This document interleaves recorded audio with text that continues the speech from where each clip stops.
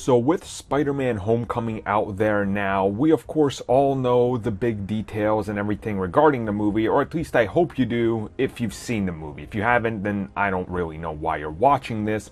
But one of the things that still sticks out to many people is the fact that Uncle Ben isn't really mentioned by name or anything like that, which leads many people to start asking questions regarding the future of that character and also what is Aunt May's actual status. Is she willing to date? What's she going to be doing? You know, where in life is she right now after losing him?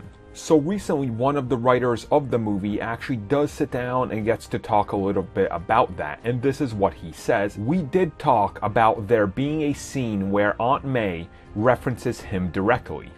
It was when Peter was getting ready for homecoming, and the wardrobe she was giving Peter was all Uncle Ben's clothes. It was a nice moment, but we knew that it veered away from his arc. If you're going to talk about someone's death, you don't want it to be a throwaway. So honestly, I'm 100% okay with that, and I fully understand what they're saying because it is a moment, and if you just watch the scene by yourself, you can kind of infer that, yeah, that is Uncle Ben's clothing, and I think they kind of do a good enough job when he's having trouble putting on a tie and everything, you know, because Uncle Ben never got to teach him. So the reference is there, it's just never really beating you over the head with it. And then they go on and talk about Aunt May and her status during the movie and how it changed.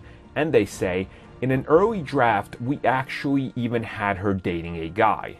And part of her relationship with Peter was this inappropriate frankness. It didn't make the cut, but I could see it in the sequel. She could get a boyfriend. She doesn't have to be a mourning widow. Okay, so that aspect I really don't like. There's a few reasons for it, and I'm gonna kind of go into them quickly, but it's kind of this thing where I feel like it'd be almost moving on too fast with just how old Peter is and how long he's been Spider-Man. It almost feels like it'd be instant. And, you know, yes, Aunt May does go on and eventually dates in the comics and stuff, and she even gets married, but that takes so long to happen. Like in the span of the comics, it took her more than a decade to get to that point.